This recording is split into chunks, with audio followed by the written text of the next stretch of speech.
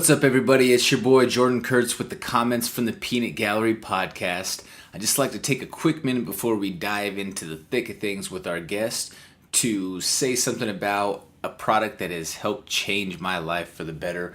I want to throw a huge shout out to the Terp House for the best in CBD oils that are out there. Make sure you go to www.theterphouse.com for all of the information that you need in relation to dosage, timing, how it could benefit your life in general. Make sure you go to that website, www.theterphouse.com, for all of that information. And also you can check into the comments from the Peanut Gallery podcast episode with the Terp House CEO, Brandon Lambert. He gives you all of the information that you could possibly want on that side of things. So make sure that you check them out. They're going to give you some of the best that nature can offer you for anti-inflammatory properties, reducing the pain. It's going to help if you have gastrointestinal issues like nausea and things of that nature. It is absolutely phenomenal. I've been taking it for the last couple of months on a daily basis. All of the high impact and stuff along those lines that would have an increased inflammatory effect between training and just general life has been significantly reduced. It's been a great thing for me. So make sure that you guys go to www.theterphouse.com and check them out. Comments from the Peanut Gallery podcast. I'm your host, Jordan Kurtz. I'm here joined by my man, Kris Vereen. Kris, how you doing today, brother? Man, I'm blessed. How's your day, man? How's your day? It's doing well, man. You know, it was a hot day out here in Colorado, but it was a beautiful day. How about out there in Oklahoma? Man, it's beautiful, but it's very hot, man. The sun is beating down on us out here, so yeah, it's hot out here, man. I can't explain it. It's really hot. How's that humidity doing? Oh man, ooh, you gotta be on another level to take the humidity, man. I usually run outside, get my run in 3 days a week out here, and whew, I'm born and raised out here, but dang, it still gets to me, man. I can only imagine, man. I'll be out there this weekend for your teammate Daniel Scarey Carey's fight out there at the WinStar Casino. So, got to make sure that I'm bracing myself for that humidity. Oh yeah, brace yourself for the humidity and brace yourself for an amazing show about to happen, man. Daniel's my main training partner, and I'm telling you, man, he's put in so much work for this camp, and July 13th is going to be some scary stuff, I promise. What a better night, though, for, if your nickname is Scarey and you're fighting on Friday the 13th, if you believe in signs, people, that is a fucking sign right there. Oh, Daniel yeah. Scarey Carey's about to put in work. Oh, yeah, it's going to be his night for sure, man. He's coming with everything he got. Absolutely, man. So where can people follow you online, Kris? Man, on my Facebook, it's under Kris Vereen, KrisVereen. And on my Instagram is KVZO, KVZO. I currently don't have a Twitter right now. I got rid of that some time ago. But my Facebook and Instagram, I stay on there pretty much. I really upload all my fights, keep all my fight news coming. So, everybody follow me on Facebook. Once again, that's Kris Vereen, and my Instagram, KVZO. Hell yeah, so make sure everybody out there, check him out at KVZO. That's my man Kris Vereen out of Conquer BJJ down there in Ada, Oklahoma, underneath my man Cortez Coleman too as well. Yes, sir. Yes, sir. Big shout out to my sponsors, man. As you see, I'm rocking the Terp House, man. Best CBD right here. Absolutely, Terp House. Got to show the love right there. Yep, absolutely, my man. Sponsors, JMT, Just Make Tom, Jason Thomas, Dan Sweeney, Realtors, as well as Jag, man. Great oil company. Big shout out to them guys. They take care of me, man, and what a blessing it is to have them on my team, on my side, and take care of me every fight. That's awesome, man. Speaking of taking care of you for fights and whatnot, you just came off of a pretty big win. Why don't you tell us a little bit about that? Before this fight, I went three-round war, March 24th. It was a controversial fight. I felt like I won, but it got left to the judges. Nobody's fault but mine, and I ended up losing. Very close fight of the night for sure. So this fight, June 8th, when we got it, I'm very humble, but in the back of my mind, I knew it was going to be a war against a tough opponent, and I told myself, man, I can't leave it to the refs again. So we turned it up. We turned it up a lot this training camp for that past fight, and I went all out, and I put it all on the line, and I came around second round with the TKO, 15 seconds into the second round. It was awesome, man. Definitely, I enjoyed watching it with the post that you had online, and it was cool just hearing your entire camp right there through. I think it was Daniel that was filming it, wasn't it? It was actually my other teammate, Tommy Schultz, I believe. Okay. Tommy Schultz was filming it. I had Cortez, my head cornerman, giving me instructions as well. I had Daniel right there. I'm pretty good at hearing both of my corner guys. For some odd reason, it's kind of weird. I can hear Cortez, I do what he say, but then I can also hear Daniel. So I'm like doing two things at once, and everybody's like, "What is he doing?" But I hear both of them at the same time, so it's a good thing, I guess. That is good, especially if you're gonna hear anybody, hear your corner, right? Yes, exactly. I don't pay attention. We don't get wrapped up in the other corner. Some fighters, they listen to the other corner, and Cortez is big in us, like he's always saying, "Don't listen to the other corner."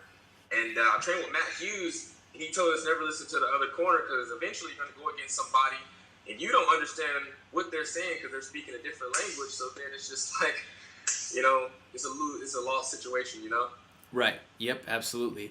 Hey man, Matt Hughes, that's one of my all-time favorites right there. Yes, What's it like training with guys like that? And especially shout out to Cortez, a guy that's as well-traveled and just well-versed as he is. I'm not gonna lie. When I first met him, I was starstruck. I was kind of like, "This is Matt Hughes. This is one of the best UFC fighters ever." And but I had to be tough. I stuck my chest out, my chin up, and I was ready to learn. He showed me some great stuff. He showed everybody some great stuff, and I remember grappling in front of him, and I was kind of a fanboy, so I tried to. The guy was grappling. I tried to give him my all, just to kind of let Matt Hughes see me, hopefully he liked what he saw, but it was great, man. I learned a lot from the guy, and he's just such a nice guy, man. Real funny, real outgoing, but he taught us a lot, man, and I can't wait for that day again. I get to train him again. That had to just been an incredible opportunity. So, rolling with a dude like that, is it like trying to move a steel pole? It's like a steel pole and like a boulder mixed together. I could imagine. His grip is phenomenal. As soon as he grabs you, it's just like your whole body just doesn't move. Yeah. Oh, I could only imagine. I mean, that dude was just grappling beast for just definitely. So many years out of that camp. Oh yeah, man. It was just a life-changing experience for sure. That's awesome, man. So, there's a little bit of controversy, wasn't there? A little bit of drama with your last fight with like the ticketing situation or something along those lines. Wasn't there something in that mix? I'm not too sure about really what happened. All I know is I woke up fight morning and I kind of looked on my Facebook and I seen some drama, and I kind of didn't want to get involved because I was just trying to clear my mind and stay focused, straight on the positive tip. And so when I seen that, I was just kind of like, I'm gonna turn my phone off, but it all got figured out. It was no issues with, an hour after that. Both of the guys that had the issue, I guess they came to an agreement and it worked out just fine. So I was really happy about that. That's good, man. You definitely got to make sure everybody stays happy. Everybody's trying to make their money, Exactly. And when it comes to ticket sales and money, I can understand where, tempers get raised a little bit and questions get asked. So I understand, Yep. For the most part, try to stay out of that, especially on fight day. Yeah, exactly. You got bigger things to worry about at that point. Yes, sir. Yes, sir. So, as far as this last weekend, Kris, this was a huge weekend for the UFC, obviously. Yes, big weekend, super fight. Yeah, tell me what you think about this. For those that are out there listening, if you're not aware or if you're just picking up on the timeline, UFC 220 at 226 just happened this last weekend out there in Vegas. Stipe Miocic against Daniel Cormier, Derek Lewis, Francis Ngannou, Mike Perry, Paul Felder, Gokhan Saki. A lot of different guys, Khalil Roundtree, guys out there. What did you think about it? I feel like it was a good card. The Ngannou fight, I was a little disappointed in that one. Dude, that was arguably the fucking worst heavyweight fight that I've ever seen. Like, the only one that's close to that bad that I can remember in my time, and it wasn't a UFC fight, but it was Kimbo and Dada. Oh my god. Oh, I don't want to speak about that terrible stuff. I mean, it's in the same ballpark, man. That was bad. I feel like, the Ngannou fight, they both knew they were heavy hitters, and they were kind of scared to take a hit from each other a little bit, probably. But wow, that should have been maybe a prelim fight or a fight night fight. Seriously, based on that. Well, and then of all things, Ngannou tried to shoot a double? Yeah, not his game. Yeah, that was a very, very poor attempt. Yeah, piss poor, man. I got students that shoot better double legs than that. I promise I do. Well, I mean, he looks like a man that was broken. And, I know that he put out a statement today on his social media saying that he carried over that fear that was, or that crutch from the Stipe fight to this one. But that's a man that, I mean, shit, he needs to see like a sports psychologist or something like that to come back from it. Yeah, he's got a lot of making up to do, let's just say that. Yeah, he looked psychologically broken, he just had that killer that was there all the way up until that point that was just knocking motherfuckers out into orbit was not there. No, not at all, and that's why it was disappointing. So it was. Yeah. Yeah, I think the Daniel Cormier fight made up for that for sure. For sure, that made up for it until Brock Lesnar walked in. So. What a joke! I don't know with the WWE and UFC what kind of deal they got worked out, but I think they need to knock it off. Yeah, well, I mean, come on, man. Let's be for real here. Brock hasn't won. So scratch the Mark Hunt fight because he was roided out of his fucking mind. Yeah. So aside from that, he hasn't won in 8 years. Yeah, and then he comes back for a title shot. Let's bring John Bones back before we bring this guy back. Absolutely. And so tell me how you interpret this as a message from an organization if you as an organization say, we want to clean up our sport. So we are going to go out and bring in an organization like USADA to clean up the sport. They bust this repeat offender at this point. This dude who is just time after time been on something. And then your response to that after they did their job and they busted him and suspended him, hit him with sanctions, is you give him a title shot? Yeah, I just don't think that's fair at all, man. I think there's 1,000 other heavyweights out there, man, that deserves that title shot rather than this guy, man. And that's why, it kind of sucks because there's a bunch of guys out there that deserve to be in the UFC that aren't getting their chance because I guess publicity maybe or, I'm not too sure. Just like the whole CM Punk, you got guys out there actually busting their ass and this guy gets a pro debut in the UFC, gets 2 fights in the UFC. How's that fair to the guys that's out there putting in work? It's not, man. They're trying to make back that $4 billion price tag, and I feel like it's seriously tarnishing the integrity of the sport to true fans. The way that the UFC is going through some of this. Exactly. I mean, how do you disrespect Stipe so much in that situation? Stipe is the greatest heavyweight champion that you as an organization have had in the 25 years that you've existed. Yet, you let that be the display, that was treated toward him after he lost the other night. And then, 2, you don't give him the honor of a rematch he's had more successful title defenses than any other heavyweight out there. Let's just call it for what it is. He got caught. He was. Yeah. I mean, he was. I felt that he was winning the round up to that point. DC just timed him out.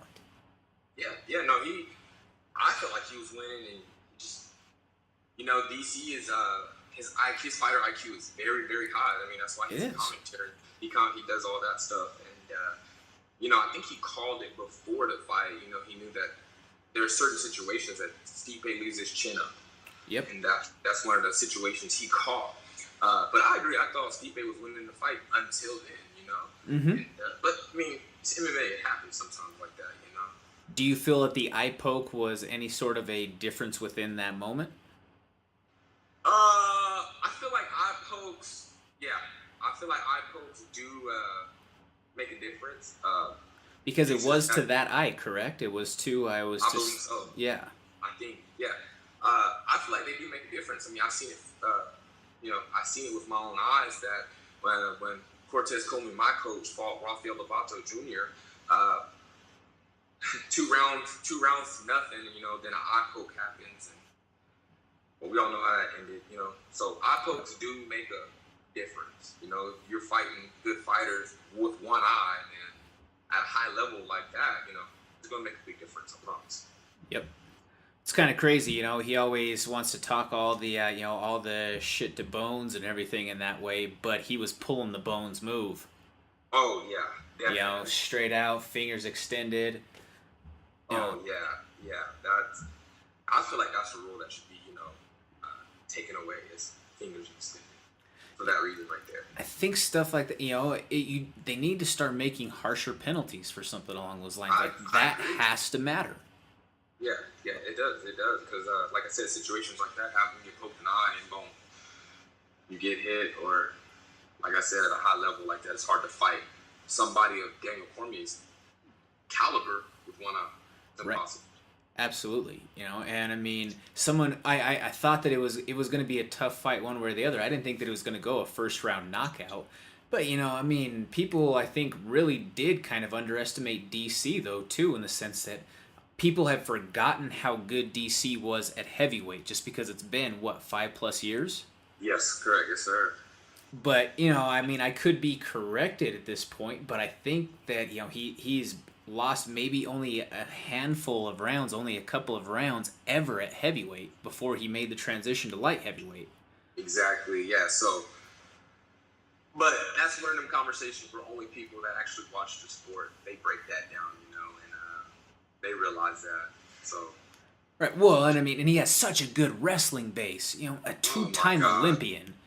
Oh yeah. That's one thing you got to worry about with DC. It's his wrestling, and if you kind of plan for his wrestling, then that's when the striking comes in. Mm-hmm. So it's good to be versatile like that. I feel like. Definitely, and like I say, I mean, with his wrestling being so good, he can dictate where the action takes place.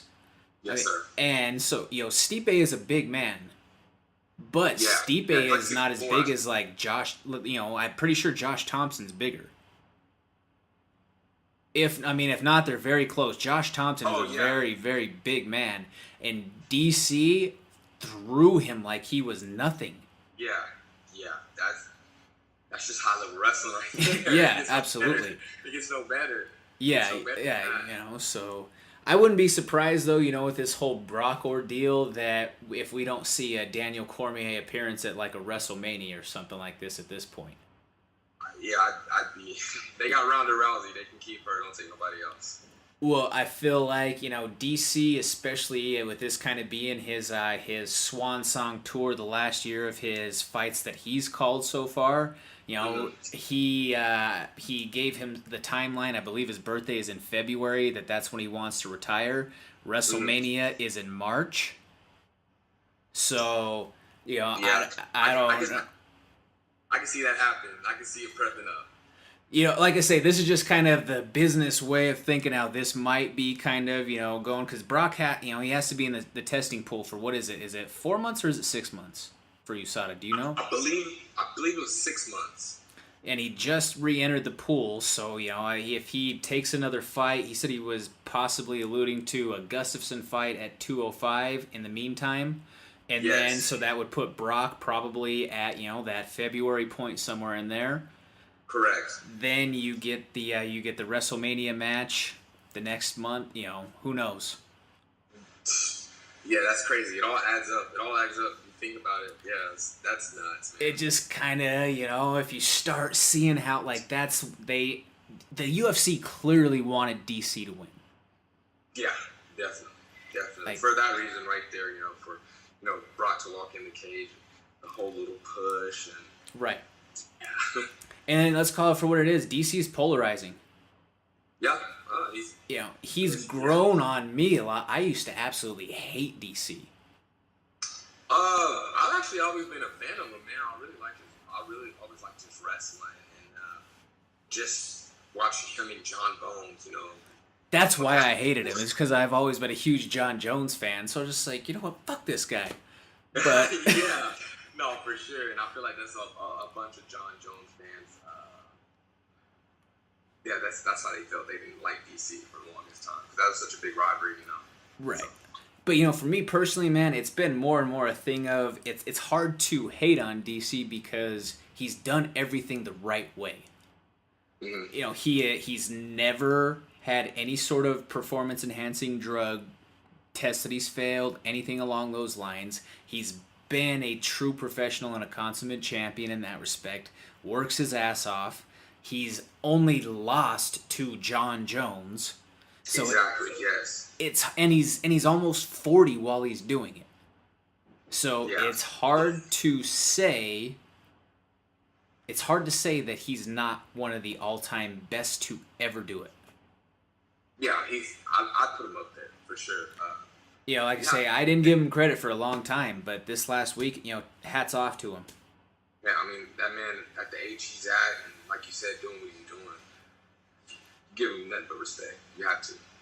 Yep, definitely. What did you think about Chiesa? He was a very very loud-mouthed coming up into this fight about a lot of different things, and then he didn't look so good. I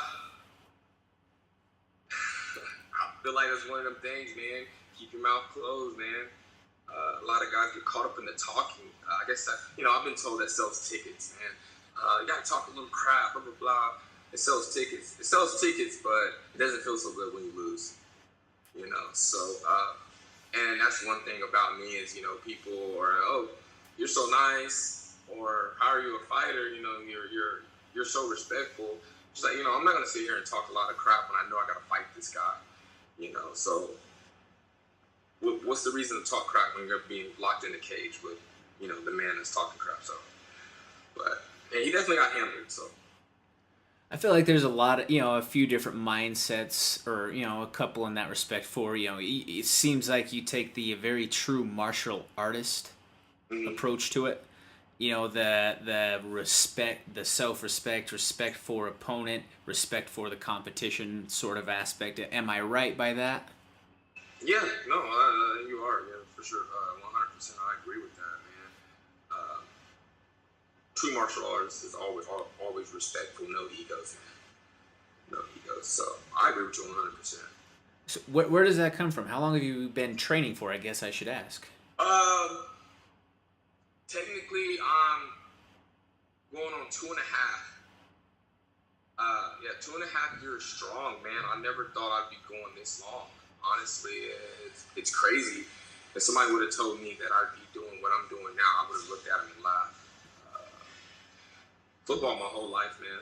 It's all I've ever known is football. And I met a guy that I worked with, and he got mixed up. He's mixed up in some judo. He was a Muay Thai fighter, and kind of wasn't doing any Muay Thai, so he transitioned to judo. And he invited me to do judo. That's where I first started, and I liked it. It was different. I thought, me being 210 pounds, being as strong as I was, I can go in here and throw people, and I got thrown by a 13-year-old kid. That's when I learned that this isn't about size, this isn't about weight, this is, all technique, and it humbled me instantly. It humbled me right there. After that, I did that for about 3 or 4 months, and the guy I was training with by the name of Kevin Rayford, he was like, hey, man, one of my guys, Cortez Coleman, is opening up an MMA gym, and I was like, man, I don't want to do that. I mean, I wouldn't mind learning, but I didn't want to fight or compete. Yeah. And I met Cortez. He came to GNC, where I worked at the time. I had 2 jobs at the time, working at GNC and Chili's. He was like, man, just come in, just come in, just come in. And I went in there, and it was challenging. I went in there, I was like, this is new. And I've always been up for a new challenge or anything like that. And I just stuck with it. One day led to another, and next thing you know, I'm doing jiu-jitsu tournaments, and the next thing you know, I'm in the cage fighting. And, that's awesome, man. Yeah, it's stuck with me, so. So have you competed as far as on the MMA side of things at the same weight class the entire time, or have you gone in a couple of different divisions? My first two, I did 185. I walked around, when I first started, I was 210, and then I started walking around 200 pounds. And I wasn't too familiar with the whole weight cut. Of course, I was into it. So we took a couple at 185, and then everybody got to tell me, they were like, man, you're way too small for an 85er, man. And I was just like, all right, whatever. Like, I really wasn't listening. And then I got to seeing how big 85ers were, that they were cutting down from 210 pounds, 220. I was like, okay, cool. So we took a fight, I believe it was like in February, maybe, sometime. Maybe, I don't know. But we took a fight, and the weight was 175. We were going to do we're going to meet in the middle, 175. It was my first time cutting, so I cut like 15 pounds for that. And it was easy. And that fight didn't end up happening. That's a different story. But then we took one at just 170, and the weight cut went smooth. I ended up weighing in 168. So my last 3 fights have been at 170. Nice. So is that the plan, pretty much staying at welterweight? Yeah, there's been talk about 55, but I definitely have to change my diet and stuff like that. So I feel like I got to be a okay 55er. But for right now, we're just gonna focus on 70. That makes it pretty tough too, man. Another 15 pounds makes it, that 10 probably be fairly easy with that extra 5. I'm sure that's where the death, death portion of that cut would be. Oh, yes, sir. Yes, sir. I mean, we don't have hard weight cuts here.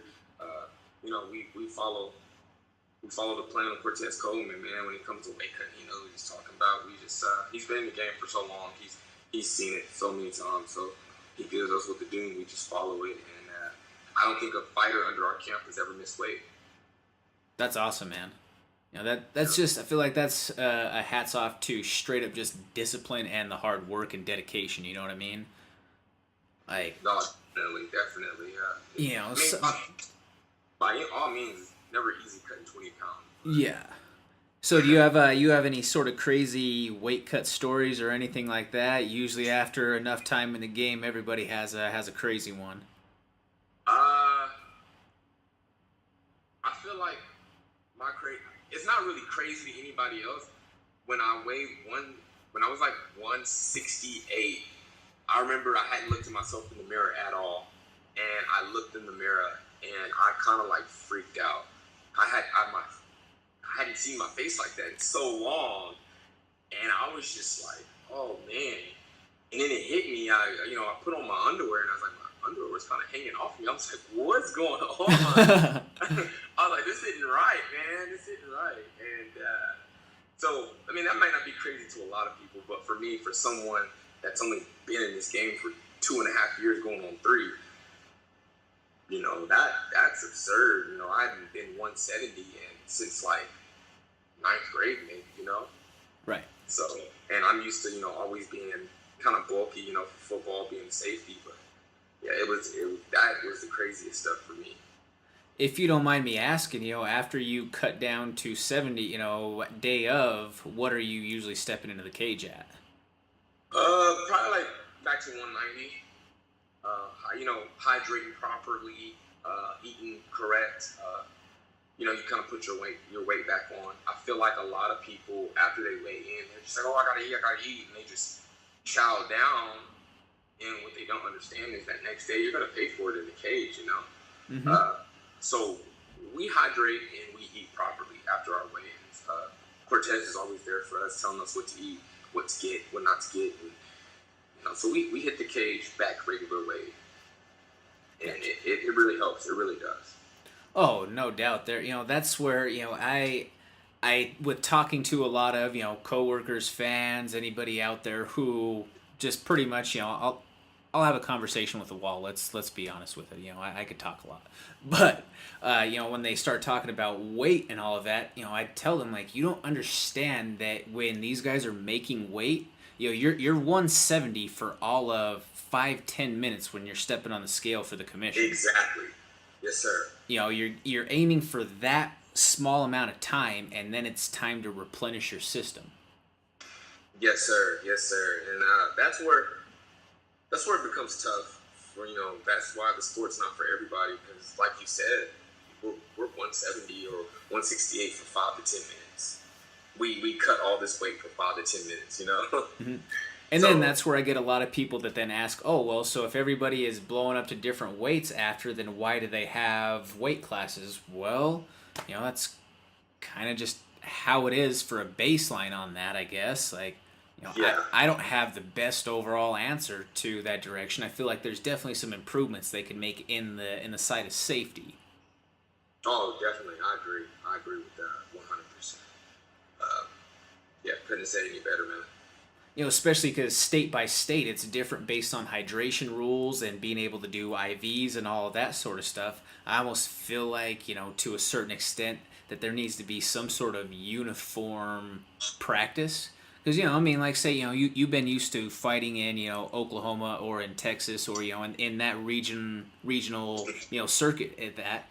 So what if then you have to go, you get a big opportunity for a call for, an LFA or a Bellator or someone like that, and, they got to take you to San Jose or something in that respect. Well, California has a completely different set of rules when it comes to hydration and everything. So if your body hasn't been used to that, that's a huge variable that I feel like is too much to interpret if you haven't had to know what your body does in that state. Yeah. It gets kind of dangerous then, It gets really dangerous in that aspect, man, because like you said, different state, different rules. And I don't know about that whole IV thing. I've never IV'd. I've heard it's great stuff, but I've never done it personally, so. Gotcha. Yeah, like I say, I've just heard, stories from different areas. I know for sure in some of the states down in the South, just from talking to guys like Iron Mike Barnett and Justin Osborne and some of the other guys that I've had on the show from like the Alabama, Mississippi, Louisiana sort of areas where they fought at, that they've definitely been able to in certain areas. I don't know all the exact states and the individual rules by any means. I just know some of the different ones that are very progressive, if you want to call it, like California is kind of following the same principles as like 1FC and all of that for the most part. Yeah. When it comes to that stuff, man, it gets gritty, man. You gotta go through so much stuff, and that's the part of the fight game where it becomes mental, because you do go to different kind of states and fight, and you don't know the rules, so you gotta stay mentally prepared for whatever. Yep, absolutely. Yeah, gotta stay prepared for whatever, man. And that's what makes the great fighters, just being ready for whatever, being able to go the next day, no matter what kind of rules it is. You gotta be ready to go. Definitely, man, definitely. So I gotta ask you, because I ask everybody this question: what is the hardest food for you to give up when you're cutting weight?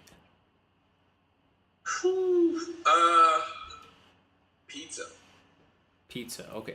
If you were gonna say sweet potatoes, I was gonna get up and just walk out at this point, because that's what both Daniel and Cortez said.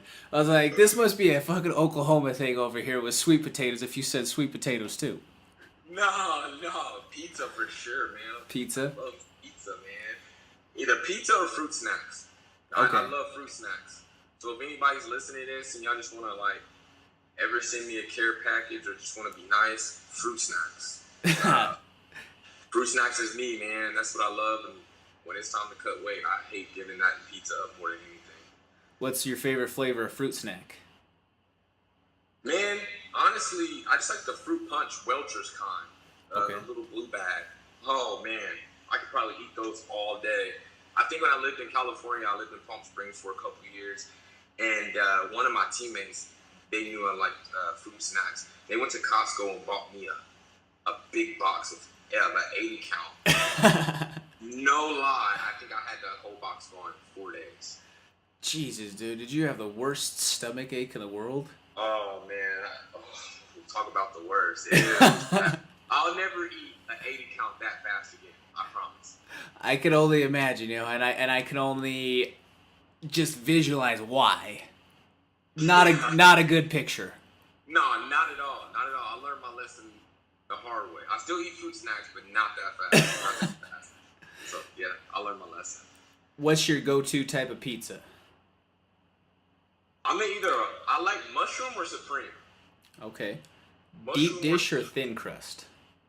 Say it again? Deep dish or thin crust? I'm gonna go deep dish. Deep dish, okay. Yeah, I'm gonna go deep dish, man. People judge me the way I like my pizza, and honestly, if anybody wants to try this idea one time, try it. So instead of the marinara sauce, go ahead and get the Alfredo sauce. Okay. Yeah. Just to tell you a little bit about where I live. I live in a place called Fort Collins where there's probably hundreds of pizza places in the town. It's a college town, so there's a lot of stuff in and out all the time. Dude, I know exactly what you're talking about. Some Alfredo on there. There's this pizza joint called Crazy Carl's Pizza. That it came up when they just started it up when I was in college way back in the day, and I lived in this apartment complex that was right down the road from it. And so when they were first having their grand opening, they went around to all like the college complexes and they gave a bunch of like coupons and all this sort of stuff for like the initial first few weeks to get people in the door. Such amazing stuff across the board, man. Like the crust is like almost like a garlic bread type of crust, and then you have the chicken with the Alfredo and the cheese with the extra herbs. Oh, man. That sounds like my kind of pizza right there. That's money right there. Oh, yeah, definitely, man. I've had a new addiction to pho, or some people say pho, whatever it is. I've had an addiction, man. I could eat that stuff all day. So healthy for you. It's hard not to just keep on shoveling it in. Yeah, it's like ramen noodles on steroids to me. I love it. But actually healthy. Yeah, no, for sure. Exactly. That's what I try to tell people, but I guess they're just not into it. Yeah, I mean, how do you feel it? Because I mean, you're pretty small town area out there in Oklahoma. Is it pretty conservative or that way in people's approach toward food or like taste, flavor, whatever? Yeah. I mean, because we're like you said, we're in a small town, so we just got the basic stuff, basic Sonic, McDonald's. If you want something, really good, you have to go about an hour and a half to OKC or maybe 45 minutes to Norman. So, gotcha. Yeah.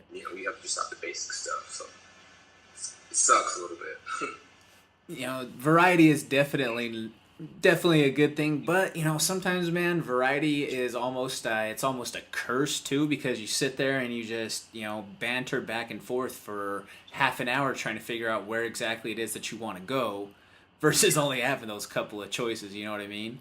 Exactly, and that's why Cortez, man, he always preaches to me and Daniel about cooking our own food, and somehow pizza or fruit snacks always rolls across my mind, so I throw that out the way. That's funny, man. Yeah, so I try to tell them, man, it's just an addiction, pizza and fruit snacks. I can't help it. So I gotta ask you this question, since you're a pizza guy. Do pineapples go on pizza? No. I don't know why people do that. Right? It's disrespectful to the pizza community, the pizza world, man. No. Keep the pineapples off the pizza. It's something about a warm pineapple that just doesn't sound good to me. I can understand, but I mean, have you ever had grilled pineapple? A grilled pineapple? Yeah, like on shish kebabs or anything like that. I guess I'm missing out on life. Man, now I challenge you to on like a skewer or something like that. Put that over the grill for a few minutes and just kind of let the outside of that pineapple caramelize. Kris, that is a life changer right there. If you like it's almost like a nature's fruit snack. All right. Since you put it like that, we'll try it. That's at least worth trying, but that doesn't mean that you that it necessarily goes with all the flavors of pizza either, though. So I can understand splitting the difference. No, yeah, I understand. I've tried it, and I can't do it. I just can't do it. That's understandable, man. So real quick, I want to throw a shout out to a couple of people out there. I want to throw a quick shout out to Martin the Spartan Day, fighting out of Hawaii. So definitely shout out to you, my man. Just got the shirt in. Appreciate it. Absolutely love it. Red is my color for sure. Want to throw a shout out to Jordan Tony, Tapper Nap. Make sure that you guys follow him online, as well as Yusuf the Moroccan Devils of Law. Be on the lookout for some big things coming up from Yusuf. And then I also want to throw shout out to Factory X as well, big time. Coach Montoya down there, always doing big things. Chris Camozzi too as well, has a fight with Glory coming up in August. So Glory's coming to Denver. All of you fight fans in Colorado, you better get your tickets soon for that Glory kickboxing event. It's definitely not going to be something that you're going to want to miss. And then I also want to throw a shout out to my partners over there at Lion League Music.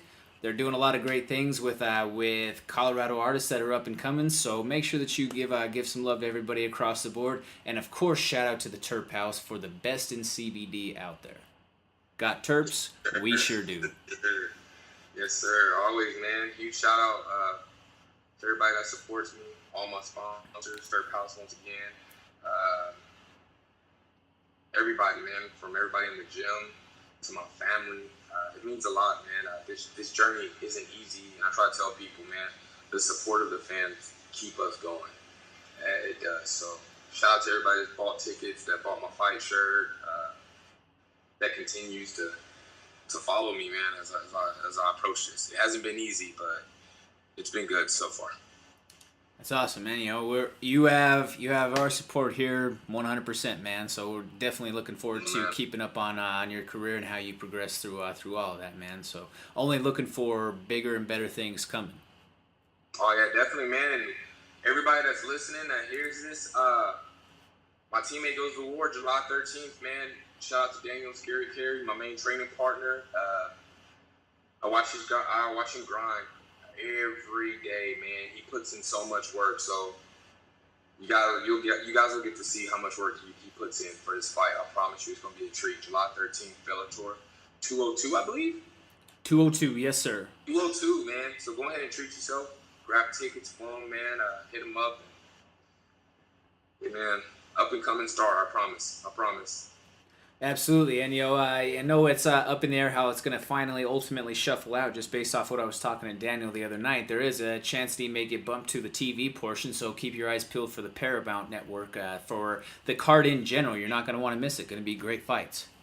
Yeah, definitely. We want to get this on TV no matter what. So absolutely, trying to do everything we can to get the message out there. Yeah, definitely, man.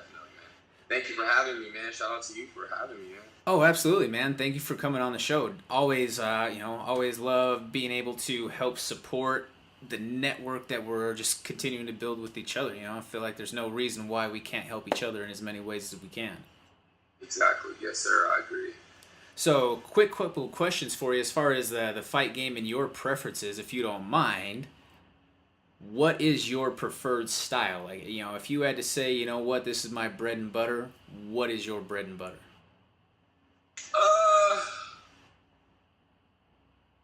We train here at Conquer. We train for everything, and that means we can take a boxing match, we can compete jiu-jitsu. So to answer your question, is I try to be versatile. Okay. Every fight starts standing, so you gotta throw something to set up something, whether it's a head kick or a takedown to get to the ground. You gotta throw something. So I like to strike a little bit. I'm not afraid to get dirty in the ground either. Hey, it's nothing. I love it. So if you want to take me down, and you can get down there. I'm not afraid of the dirty work at all. But I'm also not afraid of keeping my chin down, keeping my hands up, and going forward, pushing forward. So I try to be versatile. Hey man, that's not a bad place to be. I always talk to the guys at Factory X, and they say they pride themselves on being complete martial artists. Yeah, yeah, definitely. So we definitely follow the same thing. With Cortez having such a great relationship with all them guys, Mark Montoya, we definitely follow the same regimen as them guys.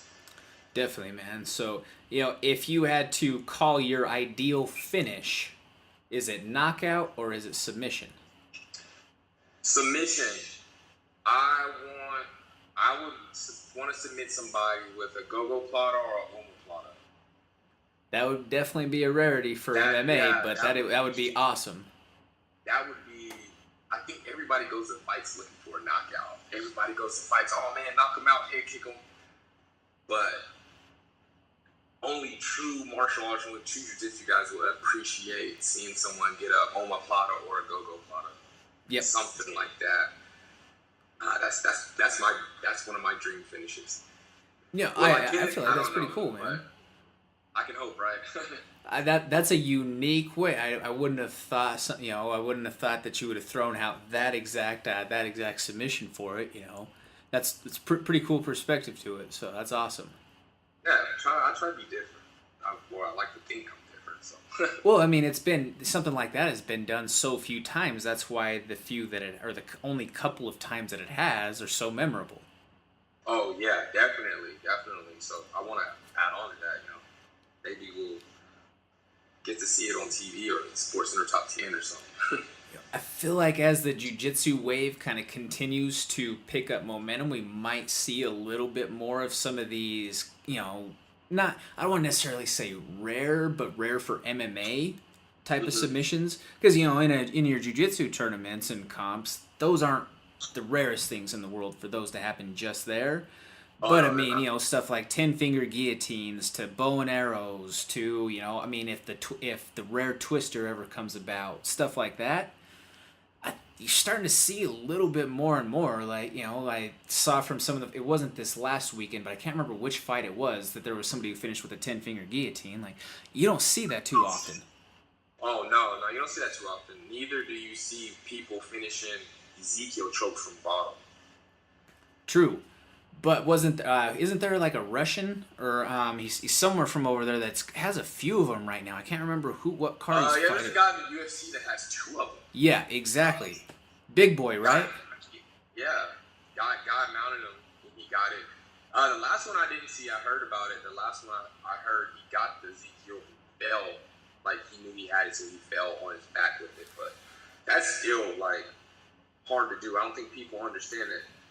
With 4-ounce gloves and you're getting hit, submissions are kind of hard to get, especially when you get to a high level. You got guys that have good striking that hit hard, man. And to get submissions, like Showtime did the other night, that's awesome. Yep. That's not easy. No. So I apply stuff like that. Maybe I've also thought about like a Imanari roll to the Ashi, to the heel hook, maybe. It's like some fucking Tony Ferguson type of shit. Yeah, I feel like Cortez would literally jump in the cage and punch me if I went for an Imanari roll in the fight. I think he would finish the fight. So. If you didn't land the finish, he would finish. Yeah, he would be so upset. But the thing is if you tried it, if you were ballsy enough to try it and it actually hit, that's a fucking highlight reel finish right there. Yeah, but if I do that, I better finish. Oh yeah, because if you miss, then you're in a very bad position. Oh man, it's gonna be a bad few years for me. Yeah, very, very vulnerable at that point. Yeah, definitely. I agree. So, what do you think of some of the guys from the jiu-jitsu side of things that have kind of started to break their way into MMA that have had some decent success, like Dylan Dennis or like Gary Tonin or some of those guys? I actually watched Gary Tonin's fight, and I was really impressed. I mean, he didn't have bad striking, especially for a guy that's never had an MMA fight. And I feel like for jiu-jitsu guys, man, it's all fun and games till you're getting hammer-faced with 4-ounce gloves. You know, you have somebody in your guard, you're thinking, oh, la, la, la, I'm going to do this, I'm going to do that, but, oh, now you're getting hit with a 4-ounce glove. And that changes the whole perspective of everything. So it's much respect to those guys that are getting in there and, you know, going out of their comfort zone, man. You know, these guys are used to maybe pulling guard or butt scooting towards somebody and going from there. Now you got to stand up. Now you got to use your hands. Right. You know, so shout out to them guys, man. Much mad respect. What do you think about something like Eddie Bravo's combat jiu-jitsu? Man, I want to do it. I think that's great. The whole EBI thing, I think it's brilliant. And I think it's going to take over really, really soon. Hell yeah, man. Like I say, I think that gives it a more realistic look. Yeah, and hopefully I can be one of them. Hell yeah, man. That'd be so sick. I would love to be one of those, you know, and get to meet Eddie Bravo. So. Can't really beat it. Yeah, exactly. You know, I mean, arguably one of the greatest practitioners of this era. You know? Oh, man, like I said, I've only been doing this for about 2.5, and I look up new stuff every day, and every time I turn around, I somehow get sucked in watching Eddie Bravo every time. Yep. Something to Eddie Bravo. So, yeah, he's a big face of the jiu-jitsu world. Definitely, man. So, you know, as I kind of start to transition out of this, is there anything that you want to, you know, get off your chest, share with the world, anything like that before we start to wrap this up here? Oh man, just once again, thank you to everybody, all my sponsors, and hopefully we'll have fight news soon. I have a whole bunch of teammates. Daniel's fighting soon, then I have a whole bunch of teammates getting ready for Worlds, so I'll be helping them prepare for that, and after that, hopefully we can get some fight news going for me, and anything, that's about it, man. Hell yeah, man. So make sure that you guys check out Kris Vereen online at KVZO, correct? Yes, sir. My Instagram, KVZO, and my Facebook, Kris Vereen. That's what KrisVereen. I have to overemphasize the KRIS because people think it's so awkward that I spelled Chris with a K. Totally understandable for you, man. So this is Comments from the Peanut Gallery. Make sure that you check us out online, www.cftpg.com, to shop for official Comments from the Peanut Gallery merchandise. Pick up your summer tanks, t-shirts, baseball shirts. Got kids' tees on there too for you guys out there with little ones. Want to throw a shout out once again to Lion League Music as well as the Terp House. So thank you all out there for following and listening. You can look us up on Instagram at Comments from the Peanut Gallery. Follow us on Twitter at Peanut Podcast. And look us up on Facebook at Peanut Sports. I'm your host, Jordan Kurtz. Once again, like I say, I want to say thank you very much to Kris Vereen out of Concord BJJ down there in Ada, Oklahoma. Definitely looking forward to everything that's coming up on the horizon for you, man. Got a bright future. Yes, sir. Sir, thanks for having me, man. Shout out to Daniel Scarey Carey. Gonna light that bitch on fire on Friday the 13th. Hey, let's go. Getting that dub. Alrighty, so you guys are gonna hear on the outro Alan Iverson from Lion League Music. Shout out to Tino the Smooth Spastic or Dr. Spastic, as well as Joey Suave and J-Man the King. Have a great night. I'm supposed to be the franchise player, and we're in here talking about practice. I mean, listen, we're talking about practice. Yeah. Not a game, not a game. Look, not my a crew game. some savages. Hometown Mac and shit. We ducking the 12s, we in the lack and shit. Roll the sweet up, baby girl, we got a pack and shit. Moving on to better things. I told y'all before I was trying to get the range, but it's strange that the states won't tempt me. Plus the candy paint got the girls on friendly. This a Louis bag, baby, please don't tempt me. Now this ain't a Bentley, but how about we hit the keys tomorrow? Skin on fleek so the trees will guard. I'm from the sun, baby girl. I'm the one, baby girl. When you with me, you ain't gotta bring your funds, baby girl. I'm a sultan, but still seeking the knowledge. So we ain't gon' blow money, we gon' deposit. We can't let these white people get all the profit. I prophesy about profit, I'm like a prophet, nigga. I'm AI the fourth, you can't guard 'em. My life a movie, my nigga, I'm just recording. I'm at the opera, you tryna get in the Oscars. You niggas Oscar, most of you niggas been in the garbage. I'm just the A1 nigga, so hold your comments. What's in your heart, little homie, not in your pockets. That's why these hood rich niggas still in the projects. Is that too much for you, nigga? Let's change the topic. Look, she hit me on the Insta chat. Had a nigga like, damn, what a sensor at? Burn a nigga with the heat if he finna act. Beast in the east, don't get your wig pushed back. Man, I hear like that. It's funny to me too. That's real, right? Yeah, I mean, it's strange to me too. But we talking about practice. Why I hit like La Jolla, should've went to Georgetown with it. Rookie AI on Jordan with the finish. Yo, nigga making major plays, is what I'm saying. But can't fade the game, Sky take it to the ship.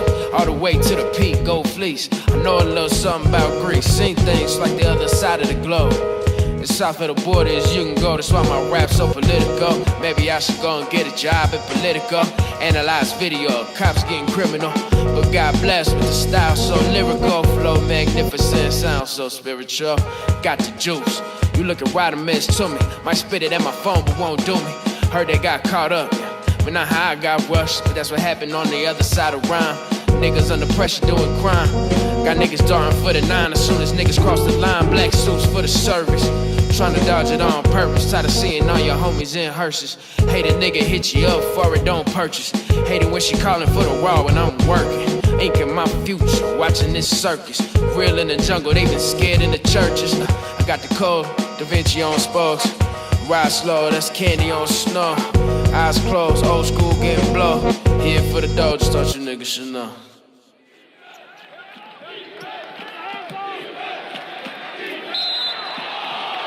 You seeing out there, ref? You know that wasn't a foul. He barely even touched it, man.